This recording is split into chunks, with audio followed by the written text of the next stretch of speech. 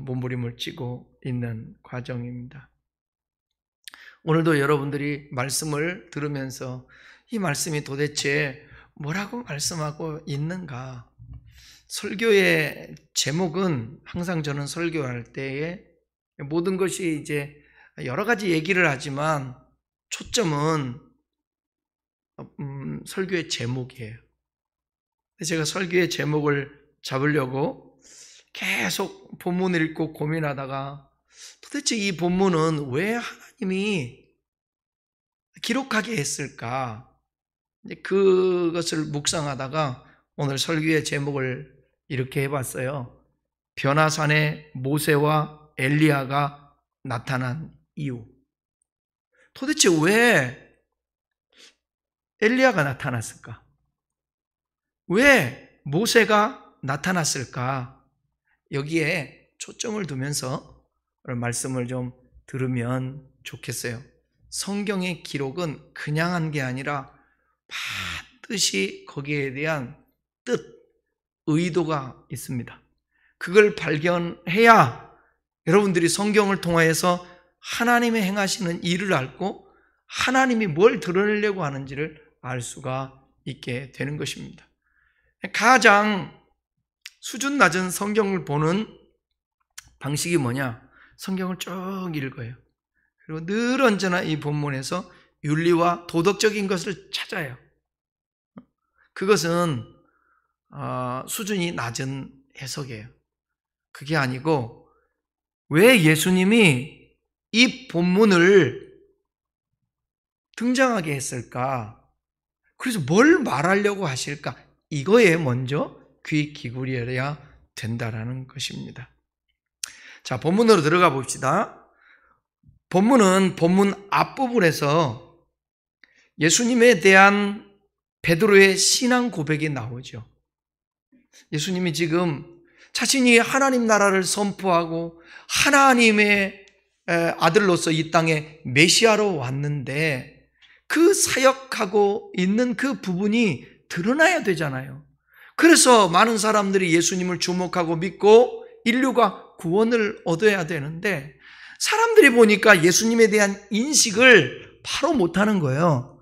그래서 기적을 행하니까 죽은 자도 살리시고 병든 자도 낫게 하시고 파도도 잠잠케 하시고 이런 소문이 많이 퍼지니까 예수님을 주목하고 따르는 자들은 많은데 도대체 저 사람들은 예수님에 대해서 어떻게 인식할까? 거기에 대한 예수님의 질문이 있는 거예요.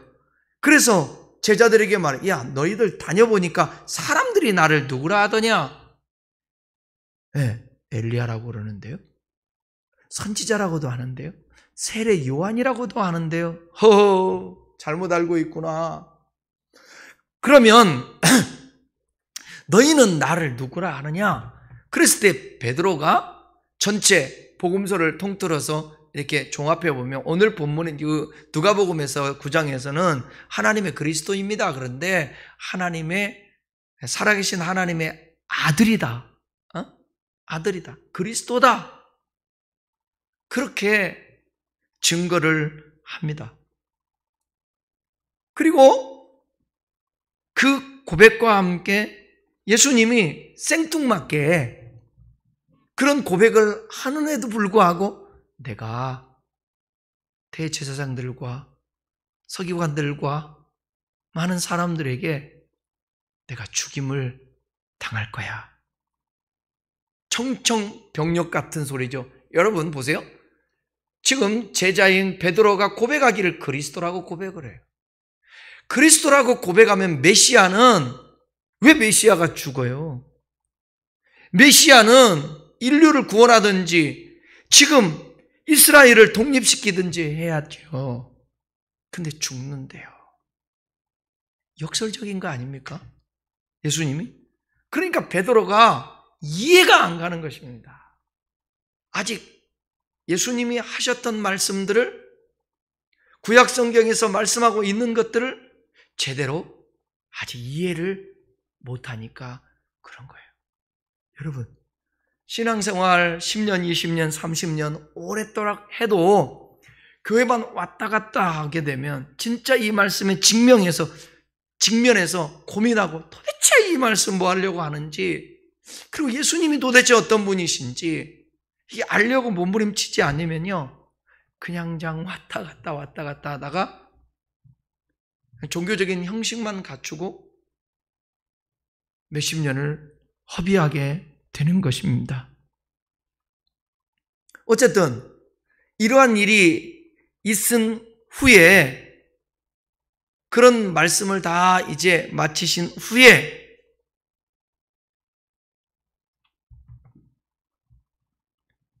(8일이라고) 나오죠. 8일쯤 되었을 때의 일입니다. 제가 지금까지 말씀드린 그 내용의 이후에 8일쯤 지금 지났어요. 근데 같은 내용을 기록하고 있는 마태복음 17장이나 마가복음 9장에서는 엿새 후라고 말하고 있어요. 엿새. 8일이라고 말하지 않고 엿새라고.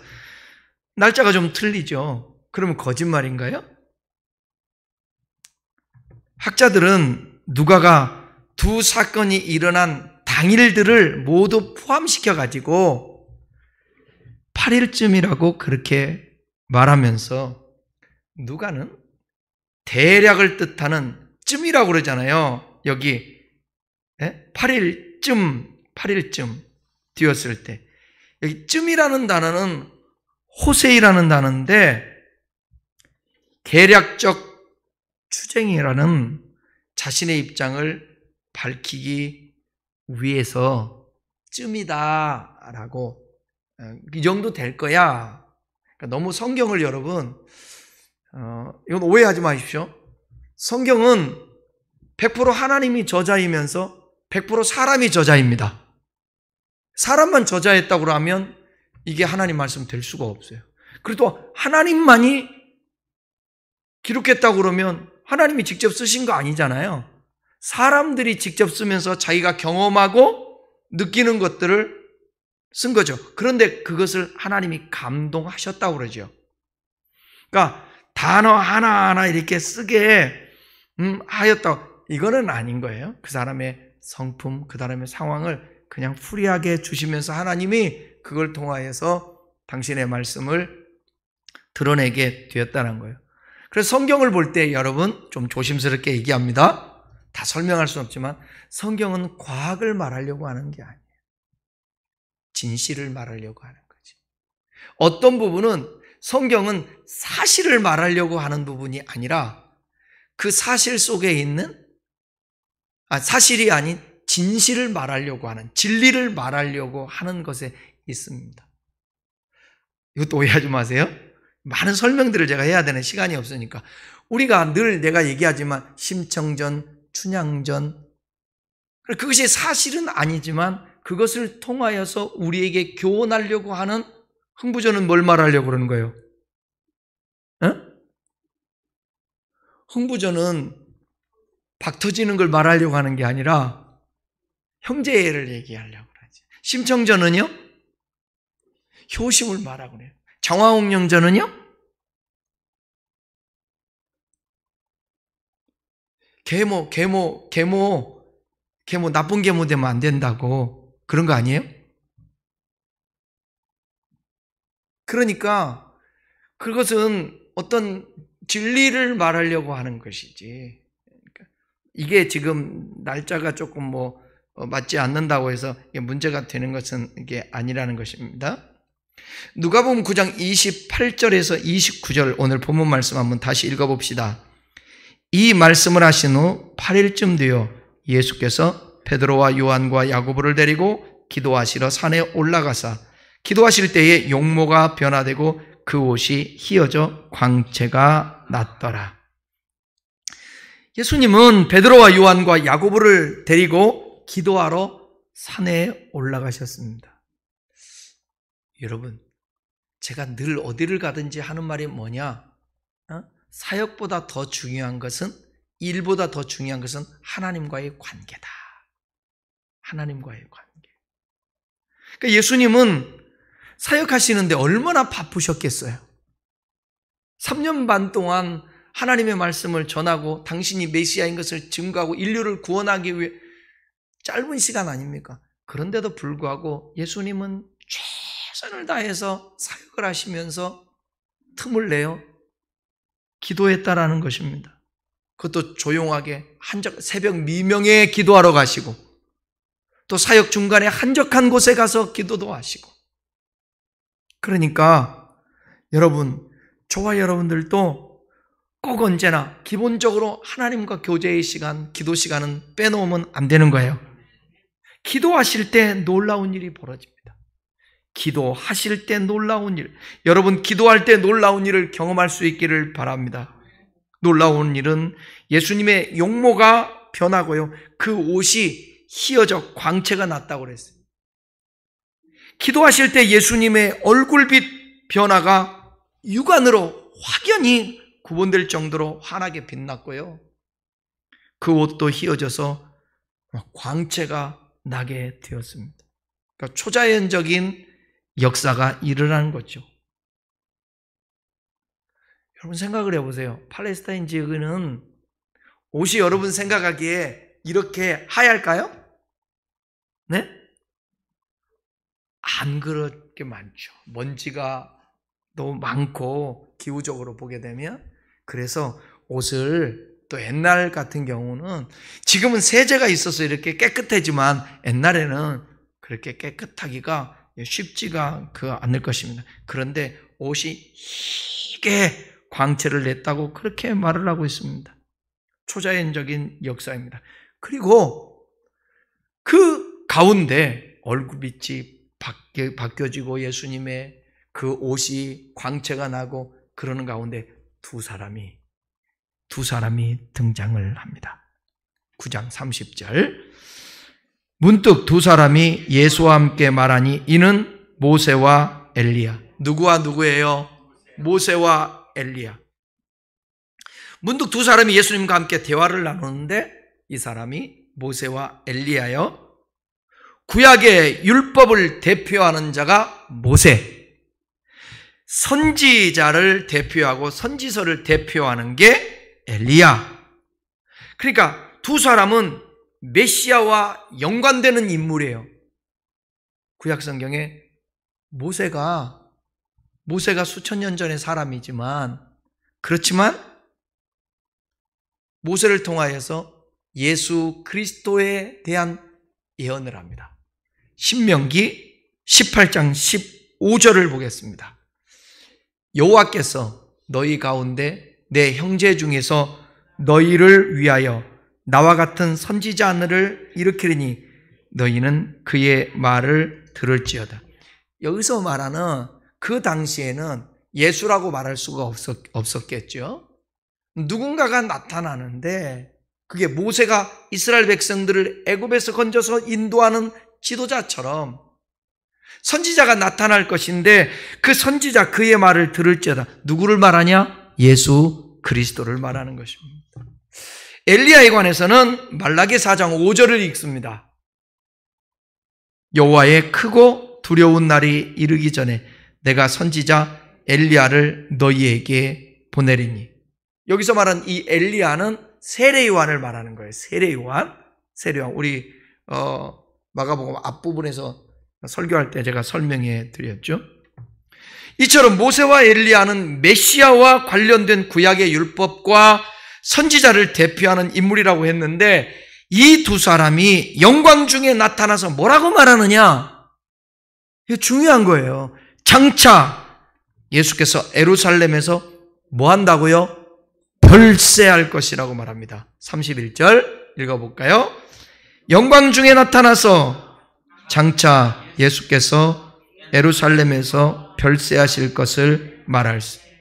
이미 죽었던 모세예요. 이미 죽음을 맛보지 않고 하늘나라로 승천했던 이 엘리야가 두 사람이 영광 중에 나타난, 이것은 초자연적인 거죠.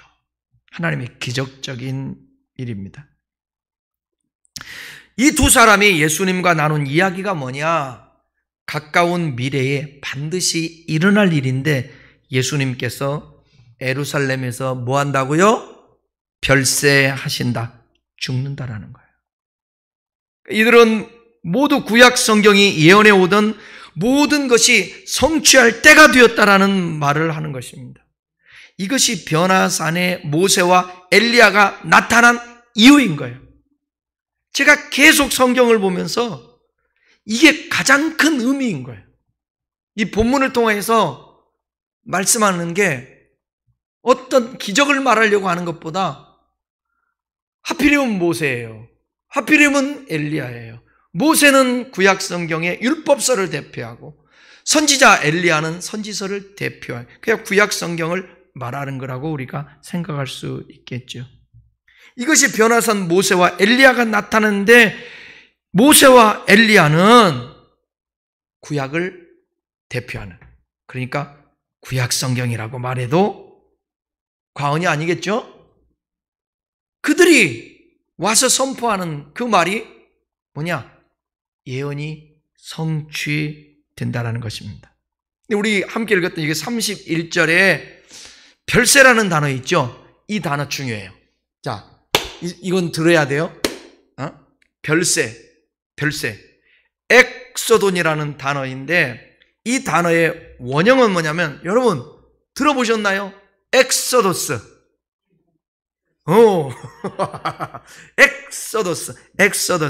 엑소더스라는 말. 이것은 성경에서 크게 세 번 정도 사용하는데 뭐냐? 따라봐요. 뭐뭐로부터 벗어나다. 뭐뭐로부터 벗어나다. 그러니까 하나는 애굽에서 종살이하다가 모세에 의해 구원받은 출애굽을 뭐냐? 많이 들었죠? 출애굽. 애굽에서 나온다. 애굽에서 속박에서 벗어난다. 이것을 엑소더스라고 그렇게 말을 합니다. 두 번째 쓰였던 데는 어디냐면 바벨론이요.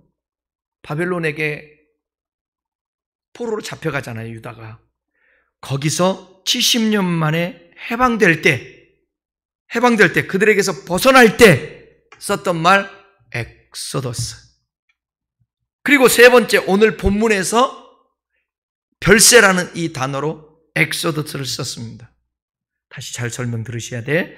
예수님의 예루살렘에서 십자가에 죽으시는 것은 모든 인간을 죄와 사망에서 해방시키는, 벗어나게 하는 엑소더스라는 것입니다. 예수님으로 말미암아서 죄로부터 엑소더스 벗어나게 되고, 마귀로부터 엑소더스 벗어나게 되고, 지옥으로부터 엑소더스 벗어나게 된다는 거예요. 모세가 애굽에서 이스라엘을 구원하였듯이, 바벨론 포로에서 이스라엘이 해방을 받았듯이 예수님을 통하여 모든 인간이 구원을 받고 해방된다는 거예요. 무엇으로부터 벗어난다는 거예요. 흑암으로부터 벗어나게 되는 거예요. 억압으로부터 벗어나게 되는 것입니다. 이거 할렐루야 아닙니까? 이 고난 중 안에 우리가 묵상할 수 있는 것, 벗어나게 하는 거예요. 오늘 주님이 여러분들에게 엑소더스 시켜주기를 바랍니다. 엑소더스 시켜주는 거예요. 여러분 뭐에게 묶여 있어요? 거기서 벗어나자고요. 아멘입니까? 벗어나야 돼요. 물질의 억압에서도 벗어나고, 질병의 억압에서도 벗어나고, 우리의 생각과 마음 속에 고통과 근심, 걱정을 주는 거기에서도 벗어나게 되고, 사람의 억압에서도 벗어나게 되고, 직장과 사업의 문제에서도 벗어나게 되고. 근데 그거보다 가장 근원적인 우리를 벗어나게 하는 엑소더스는 뭐냐면 죄와 사망에서 엑소더스라는 거예요. 그래서 별세라는 단어를 썼어요. 예수님이 죽으셔야만이 마귀를 없이, 예수님이 이 땅에 온 것은 마귀의 일을 멸하리 함이라. 십자가의 죽으심으로 말미암아서 값을 지불하고 마귀에게 속해 있는 문 영혼들을 벗어나게 해 주신다는 것입니다. 누가는 1차적으로 죽음을 뜻하는 의미로 이 단어를 사용했고, 조금 더 나아가서는 출애굽이 이스라엘 백성들에게 있어서 하나님의 구원을 뜻하는 것처럼 예수님의 죽음은 온 인류를 향한 엑소더스, 구원을 주고자 했던 것을 표현한 것입니다. 구약을 대표하는 모세와 엘리야가 예수님과 함께 십자가의 죽음에 관해 이야기했다라는 것은 구약에서도 역시 예수님의 고난에 대해서 말씀하고 있다라는 거예요. 그러니까 이 변화산에 왜 모세와 엘리야가 왔는지 나타났는지 이해하시겠죠? 근데 이런 얘기들은 제가 어떤 책과 자료를 찾아봐도 여기에 포커스를 맞추지를 않더라고요. 제가 본문을 계속 읽었어요. 왜 도대체 이 상황에서 모세를, 엘리야를 소환했을까? 구약성경 이사야 53장 1절 이하에 그가 찔림은 우리의 허물하며 그가 상함은 우리의 죄악을 하며 그가 징계를 받음으로 이게 쭉 나오고 난 다음에 53장 11절에 이렇게 말하고 있어요. 읽어봐요. 나의 의로운 종이 자기 지식으로 많은 사람을 의롭게 하며 또 그들의 죄악을 친히 담당하리로다. 누구를 두고 말하는 거예요? 예수님을 두고 말하는 거예요. 예언한 겁니다. 그런데 유대인들은 지금도 제가 지난 주일에 말씀한 것처럼 이사야서 53장을 이렇게 붙여버려요. 안 읽는다니까요. 못 읽게 해요. 이게 고난받는 종 예수 그리스도가 메시아라고. 그걸 인정하지 않으려고요. 그러니까 얼마나 모순입니까? 예수님은 기도하기 위해서 제자들과 함께 제자들에게 이런 일들을 드러내고 가르쳐주기 위해서 함께 가서 기도하고 이 상황을 너희가 보고 내가 메시아한 것을 더 알아라.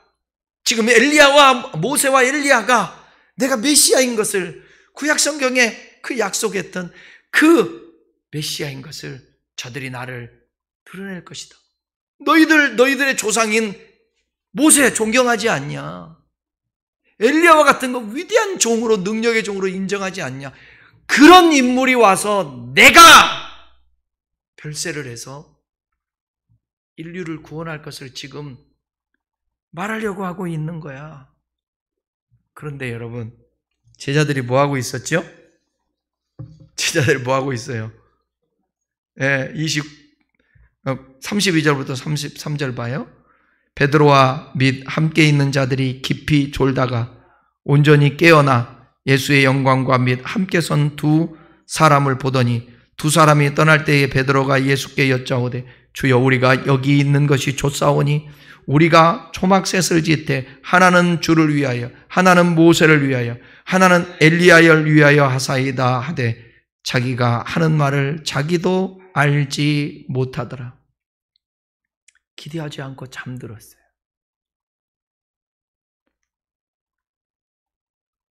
그러다 온전히 깨어나서 예수님의 영광과 및 함께 섰는 두 사람 모세와 엘리야를 보고 깜짝 놀랐어요. 환상 중에 본 것이 아닙니다. 맑은 정신으로 두 눈으로 똑똑하게 목도한 것입니다. 참 여기서 예수님과 제자들의 수준 차이가 나죠? 많이 졸아요. 제자들이. 또 어디서 잤어요? 겟세마네 동산에서. 참 예수님 돌아가시기 바로 전에 얼마나 주님이 그렇게 얘기하고 아들아, 딸아, 엄마 아빠 내일 죽어. 엄마 아빠 죽는데 그러니까 엄마 아빠가 하는 말 잘 듣고 엄마를 위해서 기도해 줘라. 그랬는데 줘라. 똑같은 거예요. 지금 가슴 아프죠.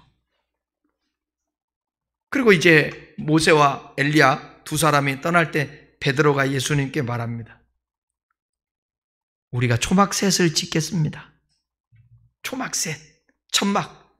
3명의 제자들이 각각 하나씩 나누어서 한 사람은 예수님을 위해서, 한 사람은 모세를 위해서, 한 사람은 엘리야와 위해서 지어서 함께 여기 있었으면 좋겠습니다.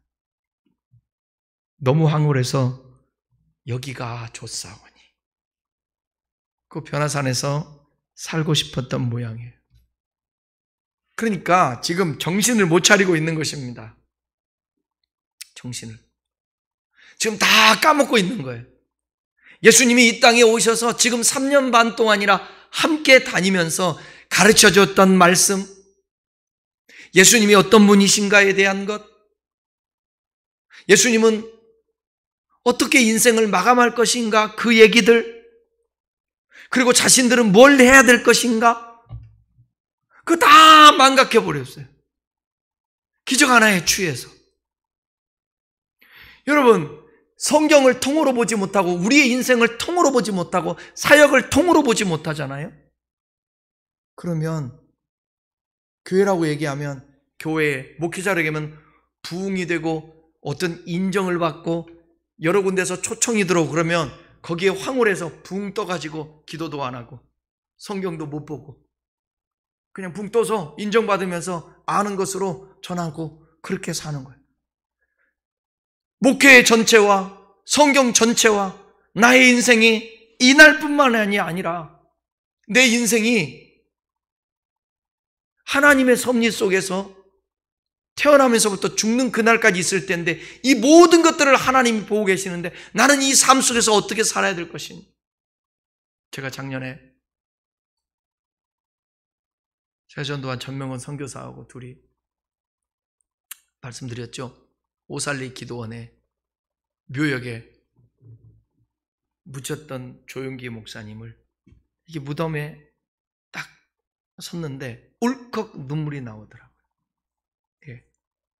그래도 제가 처음에 신앙생활했던 곳이 그 목사님 교회였고 그 목사님을 존경하고 동경했고 그 한 번 얼굴 보려고 가까이 하려고 아무리 몸부림쳐도 한 번도 못하고 악수 한 번 못했던 목사님. 네? 7년을 교회를 다녔어도 그런 분의 전체 그 사역 가운데 제가 80년대 85년부터 91년까지 신앙생활을 거기서 하면서 그때가 가장 피크였어요. 세계 선교를 하고 정말 앞서갔던 분이었다.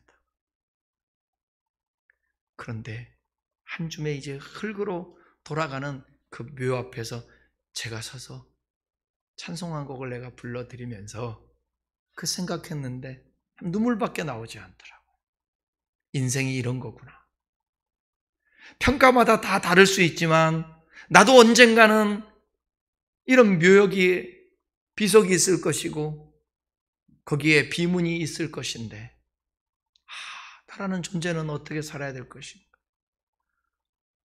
나는 인류를 위한다. 대단한 대한민국, 조국 대한민국을 위하는 위대한 그런 비전과 꿈은 없지만 나라는 존재가 하나님께서 이 세상에 있게 했는데 그 있게 하신 목적대로 내가 최소한도 추구하고 하나님의 영광을 가리면서 빛나게 내 욕망을 위해서는 살지 말아야 되겠다.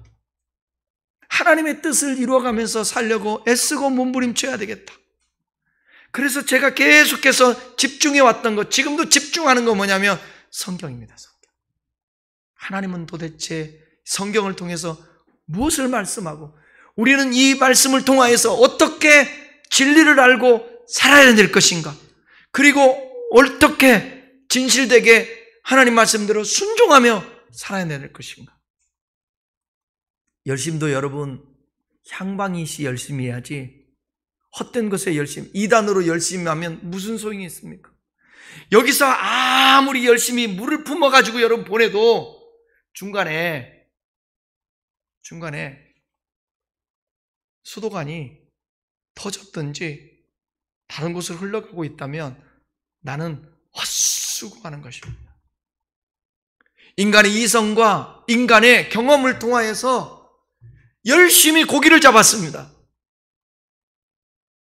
그런데 잡히지가 않을 때 어느 날 예수님께서 찾아오셔서 깊은 데로 가서 그물을 던지라. 상식적으로 이해가 안 가지만 초월자이신 예수님의 말씀에 순종해서 그물을 내렸더니 찢어지게도 잡히고 나중에는 153마리도 잡히기도 하는 역사가 있었다는 거예요. 성경은 하나님의 역사는 이성을 초월합니다. 우리의 경험을 초월합니다. 능력을 초월합니다. 이걸 깨달아야 우리가 순종하며 살아갈 수 있게 되는 것입니다. 너무 황홀해서 여기가 좋사오냐며 변화산에서 살고 싶었던 이 제자들, 잘못된 사고죠. 하나님 나라를 선포하시는 예수님의 사역의 본질을 깨닫지 못하고 있는 베드로의 모습을 볼 수가 있습니다. 베드로는 자기가 하는 말도 알지를 못했어요. 그러니까 쉽게 얘기하면 깜짝 놀래고 우와 예수님 유대하다 황홀감에 정신없이 자기가 뭔 말을 하는지도 모르고 말했다고 오늘 본문은 얘기하고 있습니다. 베드로가 이 말을 하고 있을 때 구름이 와서 그들을 덮었어요.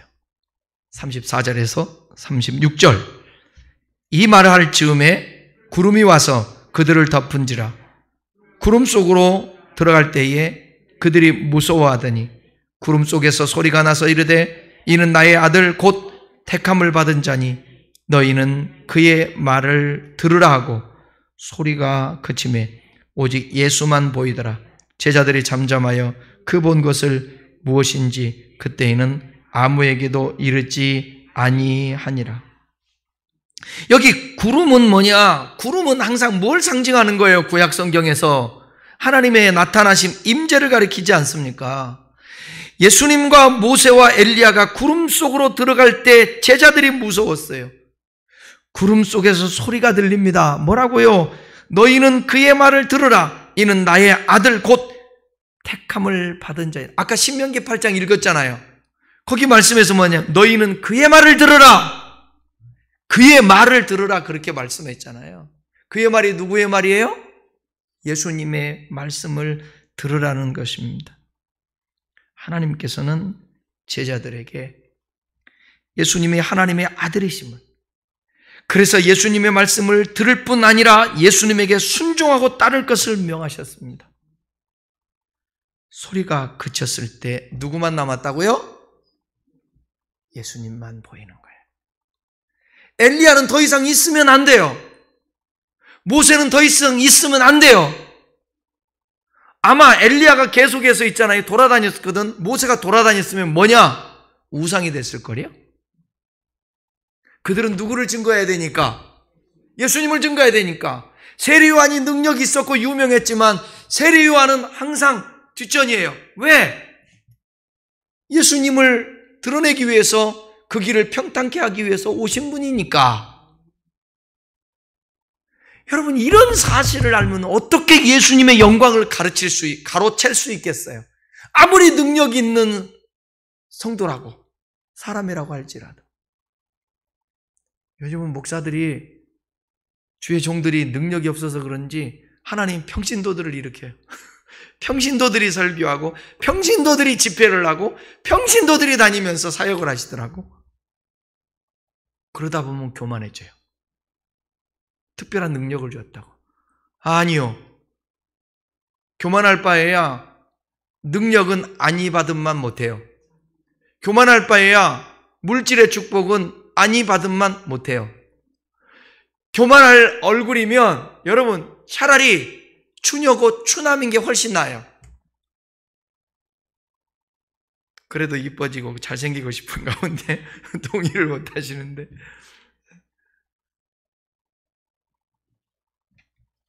그러니까 여러분 모르겠어요. 저는 살아보니까요.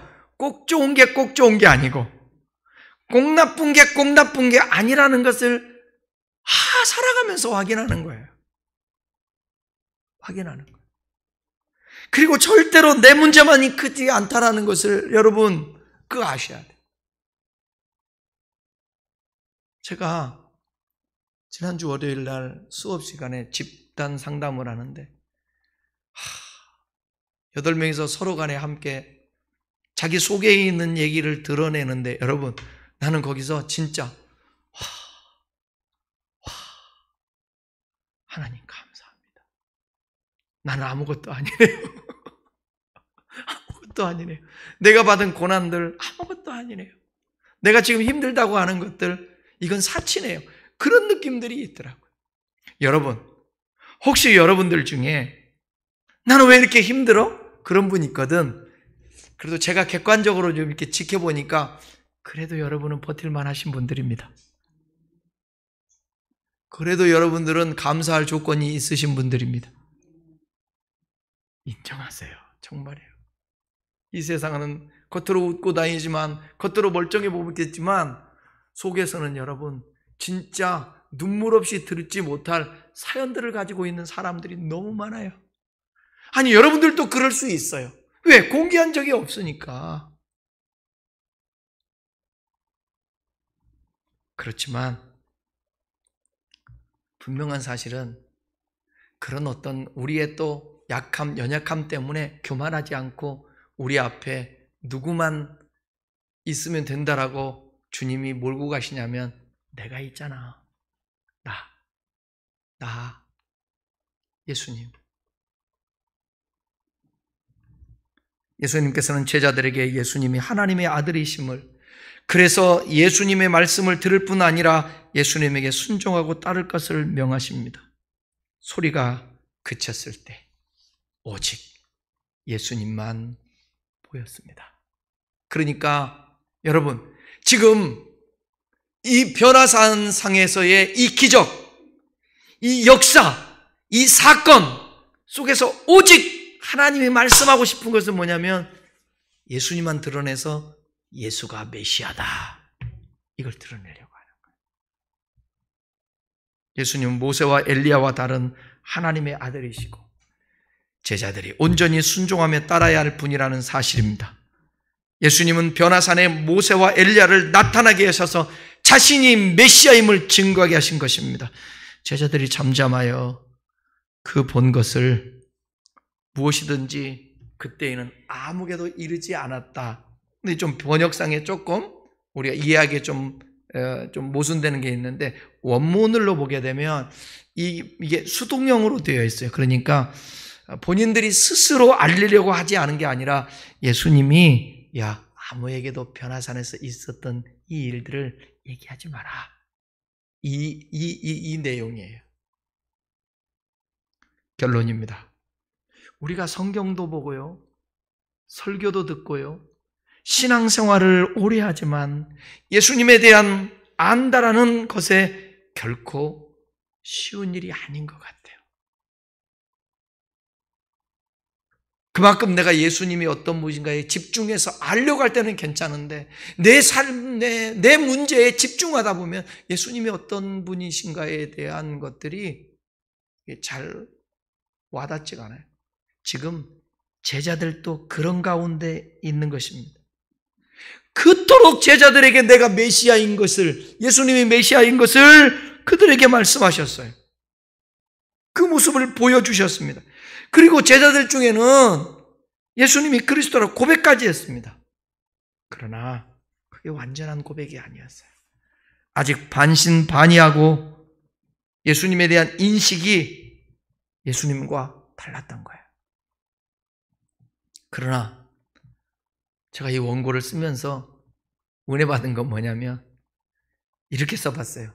그러나 예수님은 기다려주시면서 계속 자신이 하나님께서 약속하신 메시아이심을 드러내 주셨다. 책망하지 않고. 어쩌면 우리도 참 무지해서 잘 예수님에 대해서 모르고 성경을 모르고 그러고 있는데도 주님이 참아주시고 이해해 주시며 기다려 주시는 그 은혜가 있기에 감사할 따름입니다. 사랑하는 여러분, 우리가 무지하고 믿음이 부족한 것이지 하나님이 안 계시거나 거짓이 아니라는 사실을 꼭 기억하시면서 이렇게라도 비 오는 수요일날 밤이라도 주님 앞에 나와서 예배하고 영상으로라도 하나님의 말씀을 듣고 예배하면서 여러분이 좀 더 주님을 아는 지식이 많아지기를 바랍니다. 안다라는 것은 이해할 수 있다라는 거예요. 안다라는 것은 온전히 믿을 수 있게 된다는 것입니다. 우리의 문제는 여러분, 하나님의 문제가 아닙니다. 환경의 문제도 아닙니다. 뭐의 문제냐? 믿음의 문제입니다. 믿음의 문제입니다. 똑같은 상황에서 어떤 사람은 올바른 선택을 하고 어떤 사람은 부정적인 선택을 한다라는 거예요. 어떤 상황은요, 만들어지는 것이 아니고요. 그 상황을 이해하고 대처하고 반응하는 것입니다. 이것을 빅터 프랭클이 얘기했어요. 저와 여러분도 마찬가지예요. 주님을 알게 되면 반응의 선택이 오른쪽으로 하게 돼 있어요.